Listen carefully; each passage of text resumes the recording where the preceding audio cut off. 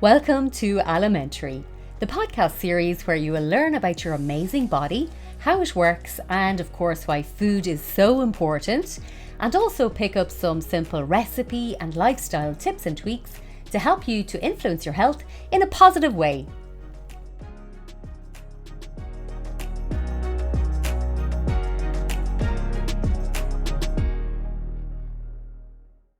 Welcome back to Alimentary, and in this short episode we're going to dive deep into a type of antioxidant which is considered to be essential for long-term health. So we're talking about polyphenols. Polyphenols might not be a term that rolls off the tongue, but these plant compounds have some pretty impressive health benefits, from reducing inflammation to fighting oxidative stress and even supporting healthy aging. So we're going to break down what polyphenols are, where you can find them, and most importantly, why they're important for our health. So if you're interested in living well and aging well, I hope that you stick around because you won't want to miss this episode. So let's start at the very beginning. Polyphenols are a group of naturally occurring compounds found in plants, and they act as antioxidants, which means that they help to neutralize free radicals in our body.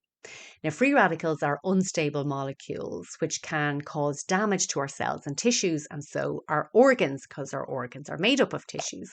Now, free radicals are unstable molecules which can cause damage to our cells and our tissues, and so to our organs. And this process is known as oxidative stress.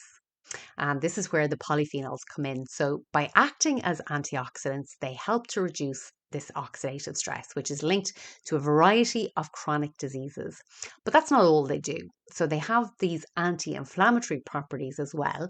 And these properties can help to lower the risk of other conditions like arthritis, autoimmune diseases, and even depression. So in other words, they're like a 2-for-1 deal. They fight both inflammation and oxidative stress. So what kind of conditions can consuming polyphenols help to reduce the risk of with their numerous health benefits? So we mentioned inflammation and chronic inflammation. So chronic means, it's long term, it's happening all the time. That can be a precursor to many chronic diseases.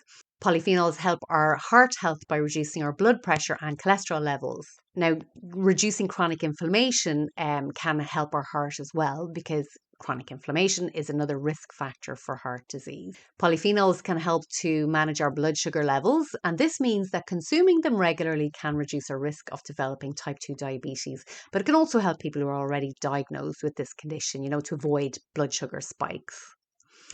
In this way, they help to improve our metabolic health. So our metabolism is how we convert food into energy.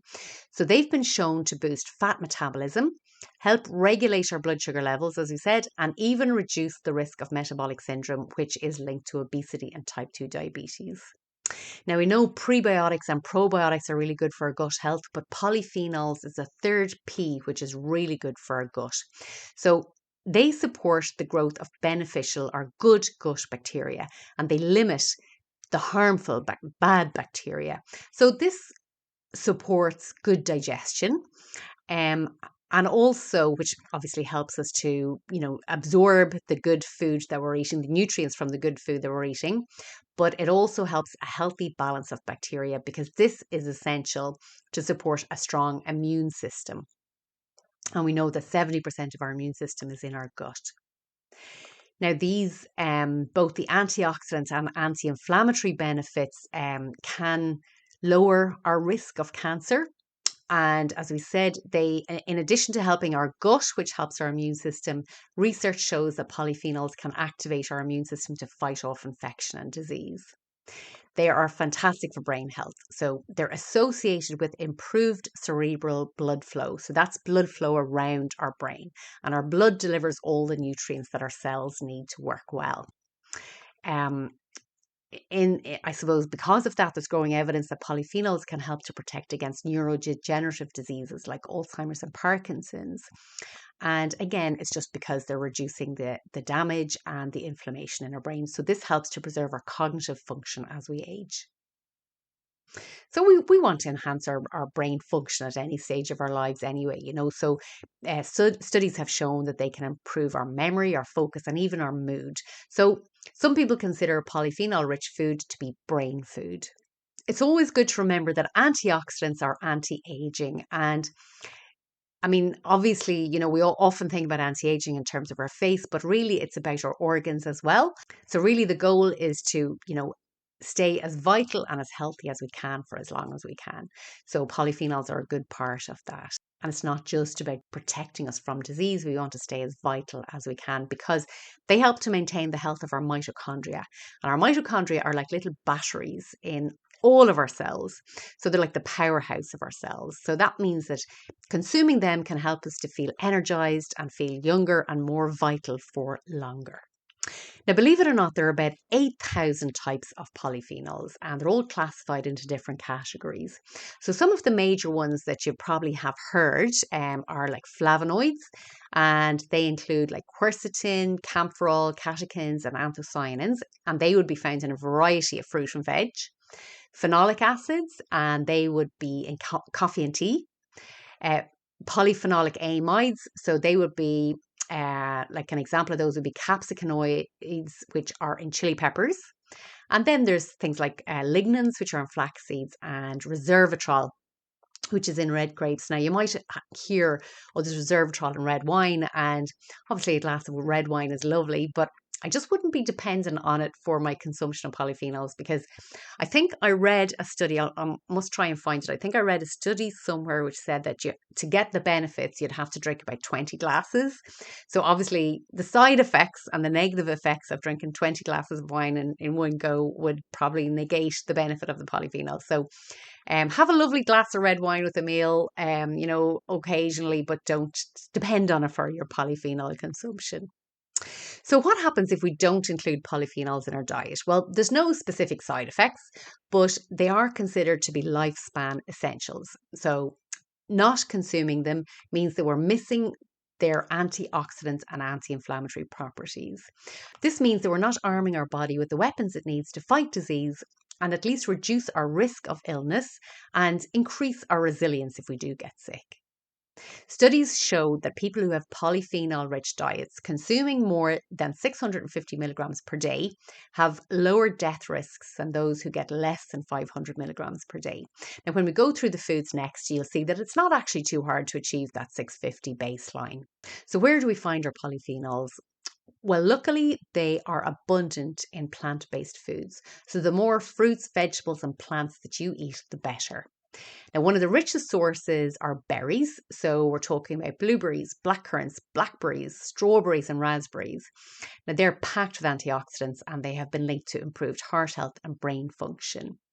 Berries are low in calories and high in vitamin C, fiber, and are polyphenols.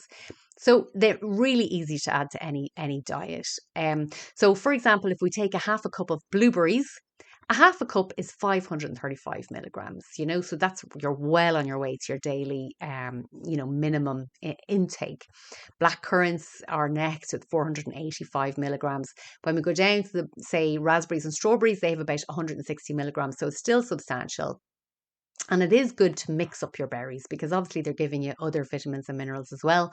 So don't just stick to blueberries every day, mix it up and change it up sort of with some other berries too. Now, another reason to eat our veg is because most vegetables contain polyphenols, and just getting a variety every day, eating as many portions as you can every day is going to benefit us. So just an example of one which is really high is artichokes. Now, if you don't see them raw, so if you look in the pickle section of your supermarket, you can often find them there in jars, maybe in oil. And so one little artichoke is really handy to add like into a salad or a sandwich, and they're lovely as well. Really heart healthy, they're good for our heart health too. Moderate portions of nuts are a great way to add fiber and protein, essential fatty acids to our diet, and most nuts contain polyphenols. Now, chestnuts actually contain the highest amount, but I don't eat chestnuts that often. But hazelnuts and pecans are next, and 3 tablespoons would have 140 milligrams. Now, with nuts, obviously, as we said, moderate portions. So you want to have a little palm full, so it might be like 5 or 6 nuts. But again, they're contributing to your daily overall consumption. Flax seeds are high in fiber, have protein and omega-3, and they also have a tablespoon of flax seeds has 229 milligrams of polyphenols. So it's very easy to add in a tablespoon of flaxseed into your daily meal plan. You know, you can have them, say, if you're having porridge or overnight oats or a chia pudding or a Greek yogurt bowl for breakfast. You can add a tablespoon to that. You could add it into a salad at lunchtime. And you can add them into, you know, if you're cooking bread or muffins, you know, cookies, that kind of thing, you know. So very easy to add flax seeds into your daily plan. And you've got like a third of your baseline there in just one tablespoon. Now, I mentioned tea and coffee earlier, but don't forget about green tea. So it's a fantastic source of catechins, which was one type of polyphenol that we mentioned. And green tea polyphenols have been shown to help reduce the risk of cardiovascular disease, improve fat metabolism, and even support healthy skin. So a mug will have, I'm going to say, approximately 300 milligrams. When I was looking it up, there were different, I suppose, quantities mentioned. So it probably just depends on the brand and the size of the cup that you have and how long you leave it steep and all of that. But we'll say an average of about 300 milligrams. So 1 cup of green tea a day would be really beneficial. If you look at your coffee and tea, they do have them, but your cup of tea will only have 35 milligrams of polyphenols. So there's quite a big difference there, you know. So again, 1 cup of green tea a day is loads, and obviously you can have your cup of black tea too, and you know, coffee before lunch preferably, and a good quality coffee. For all the chocolate lovers out there like me, there is some good news because dark chocolate, especially with a high cacao content, so 70% or higher, is high in polyphenols. So in a tablespoon, there's 249 milligrams. So again, about a third of the way towards your baseline. And who doesn't love a few squares of dark chocolate during the day? So milk chocolate will only have about 35 milligrams. So your dark chocolate is much higher in your polyphenols. And of course, moderation is key with chocolate, you know, because all chocolate will have some sugar in it anyway, you know. So, you know, as I say, a tablespoon there goes a long way. So 3 or 4 squares. Olive oil is another fantastic source, especially extra virgin cold pressed olive oil, which is known anyway for its heart healthy fats and anti-inflammatory properties. Of course, with oil, you know, we use in moderation as well, but like a couple, you know, tablespoon or two over your salad now, it goes a long way. It's an essential part of the Mediterranean diet, which is consistently linked to lower rates of chronic diseases and longer lifespans. It's also great for your skin and your joints. Now, there's some spices like turmeric, cloves, cinnamon, ginger, and cumin. They're high in polyphenols. So, you know, add in a half teaspoon or a teaspoon of spices or herbs to your meals when you're cooking, and you're contributing to your daily intake. So now that we know the benefits and the sources, we just need to make sure that we, you know, add some polyphenols into our diet every day. And it's not too hard. Eat a wide variety of colourful fruits and veg. The more colours on your plate, the more polyphenols you're likely getting. We add in our half a cup of berries, our dark leafy greens, red cabbage, beets, and drink 1 cup of green tea a day and have our lovely few squares of dark chocolate. And we'll be giving ourselves, and our tablespoon of flax seeds, you know, so we'll be getting a nice little boost there. Obviously, adding some nuts and seeds and legumes into our foods, they're all contributing too. So really, variety is really important. All of the foods that we've mentioned have many other health benefits too, and lots of other minerals and vitamins. And as we said, with some of them, protein, fiber, you know, so they're all going to really contribute to our overall health. And every small change that we make can have a big impact on our long-term well-being. So by adding more polyphenol-rich foods like our berries, green tea, dark chocolate into our diet, we're giving our body the tools it needs to thrive.